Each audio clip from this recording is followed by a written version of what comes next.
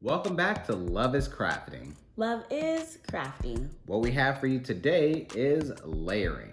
We will walk you through step by step from designing, cutting, and pressing. So, like Share. and subscribe. Love is crafting. Love is Crafting.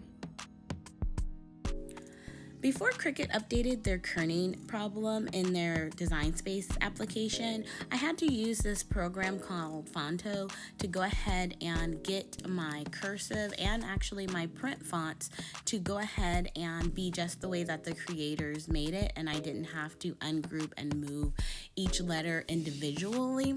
That was a really terrible task for me, and so I would use this free software that would already place the font perfectly, and then I would just upload it into Design Space, and that's what you see me doing here. I just created my wording into this secondary app, and then I went ahead and I uploaded it directly to Design Space, and it was an easier process than sitting there and ungrouping and moving every letter one by one. If you guys have been with the channel for a while, you know that I don't have much patience, and anything that can make something go quicker, I'm all for.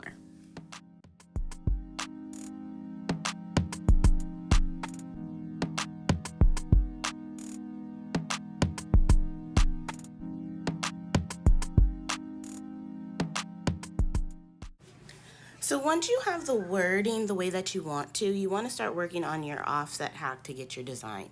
Right here, what you see is you see me doing a hack using a website called Pixlr. And I go through this step by step in our tutorial on the offset hack. And you can go ahead and access that in the description below, or you can click the link on the screen.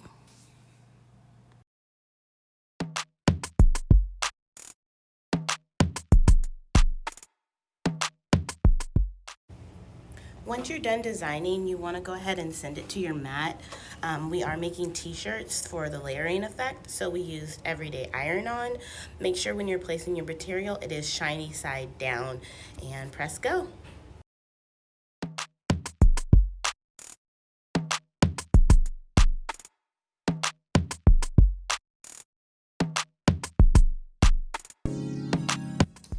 So I am going to weed out our image.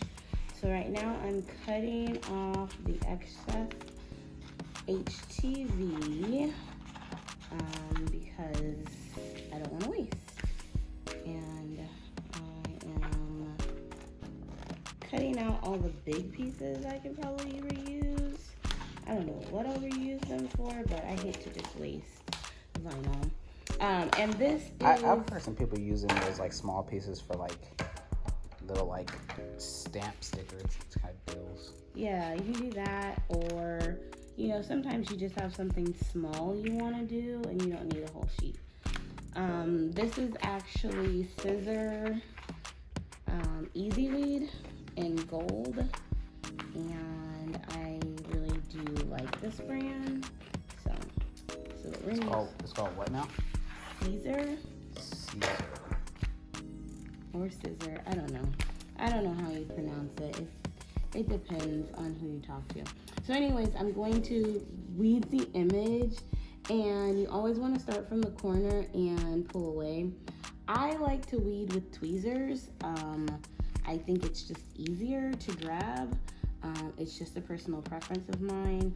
So start in the corner and I pull. And you have to be careful not to pull too fast because you don't want to pull up the wrong thing.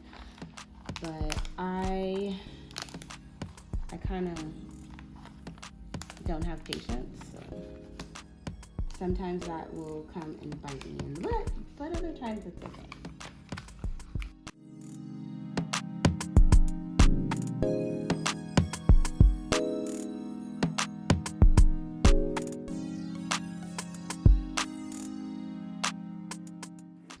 Alright, so I am going to cut off all of my extra pieces. I probably could have done a better job of cutting this and placing it on the mat so there wasn't as much waste, but it is what it is. Again, this is also EasyWeed Caesar, and it's black. Either Caesar or Scissor, whatever. Whatever it's called. I'm not really sure what the correct pronunciation is. And like I said, I just like to not waste as much as I can, so I cut around my image so that I can use the small pieces later on. Again, always start in the corner and pull the excess around your image off first. With things like this, I like to make sure I have a picture of my project up so I can make sure that I know which parts I am weeding, because I have made the mistake in the past and took off the wrong piece, and then they're like, what do I do? It's always something you can do, but it makes it so it's not perfect. But again, we're not selling anything, so it's okay. It doesn't have to be perfect, it's for us. But it looks like what I'm seeing, it's inverted, like you're doing this part, it's gold on there, but it's black here. Well, remember, we went ahead and we have it offset, so. Oh, that makes more sense. So our gold piece is what we weeded first. And now we're gonna go ahead and finish this part. Well, obviously, you guys know who the Cricut Design Space Master is. That's our role in our marriage. I design and plan, and he has the execution. I just play around. He's a great cameraman, guys. Great. Let me tell you a great thing about being able to record in a landscape mode instead of portrait. Yeah. Okay, so I messed up and I recorded in portrait mode, and he will not let me hear the end of it. Obviously, I get it. I see the value in landscape. Never again, guys. It won't happen again, promise. That also goes to everybody who's making World Star hip hop videos. Stop recording it in portrait. I mean, that's not gonna stop us from watching it, though. I mean, yeah. If it's a good Waffle House fight, I'm still gonna watch it. Not Waffle House. Yes, the Waffle House goes down in the Waffle House. It does, doesn't it? I probably shouldn't say that. We're gonna get demonetized. Waffle House gonna come for our paper. I believe it. All right, so we have this part all weeded, and we are now going to move on to pressing. So now we're going to press our shirt to help us get it nice and centered. What we did is we folded the shirt in half right down the middle, and now we are going to press it so that it makes a nice crease so we know where the middle of the shirt is.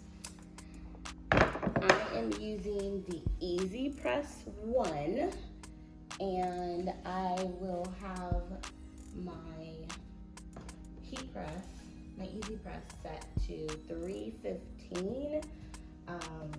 I found that just works the best for me. Now, when you're layering your decals, you want to make sure that you're keeping in mind your total press time. So I am only going to press this first one for a few seconds, just enough to go ahead and get it on to the actual t-shirt. We don't want it to be on there too long. And I'm also going to use my Teflon sheet to cover it. It's a little wrinkled, but it's fine. It's about to hit the iron anyway. Yep, and so we're gonna do this for about 10 seconds.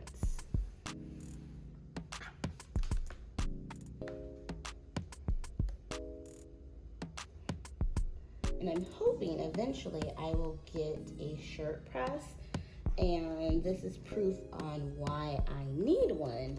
because when you have a big image, you can't press it all at once. So you have to pick up and move it.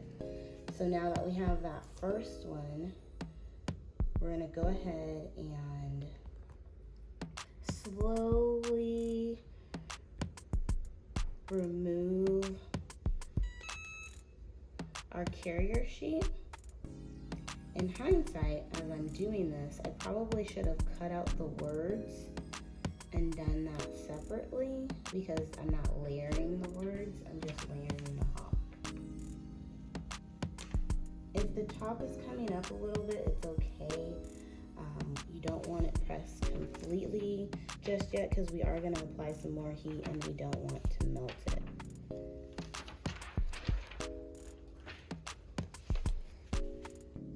So now you take your top layer and you place it onto the shirt exactly where you want it. This also proves that she's the master because she had to explain to me that the carrier sheet also has to go over the first layer because the heat's going to be applied to it, and if it's not over the first layer, then it's just going to burn. Yeah, you're going to melt your design and it's not going to be good. So you don't want to do that. So I make sure that the carrier sheet is covering the back image, and I am going to use my Teflon sheet to make sure that I don't ruin my design. So this I'm going to do for another about 20 seconds or so. So I'm going to set my timer on my easy press. I'm going to do it for 10 seconds and then I'm going to lift and move it over to another area. And I know this is not a review video, but this easy press is dope because now when I need to iron my shirt, just a random shirt, not even doing a craft, but if I'm wrinkled, pull that out, get you even better than the iron. I am ashamed to say that I've done that as well. So you want to make sure that you're applying pressure,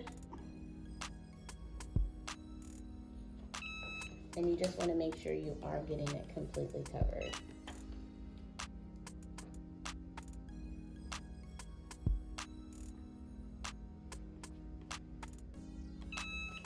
All right, let's take a look.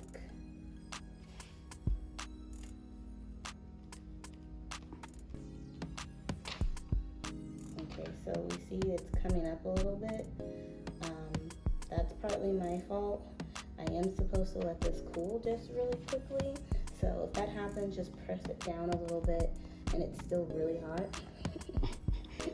See, trying to be a gangster for the camera. I saw the burn. I just have no patience, guys. I always want to go fast. And then that's usually when I mess up my crafts because I'm trying to go too fast. So let's start going over here. And it looks great. I always try to see if I can get it coming up at the edges of it. Make sure that you have it all pressed down. And as long as it's not coming up, it's gonna stay. I wash all my shirts that I make. I do wash them inside out, just to kind of help it, but I haven't had any problems.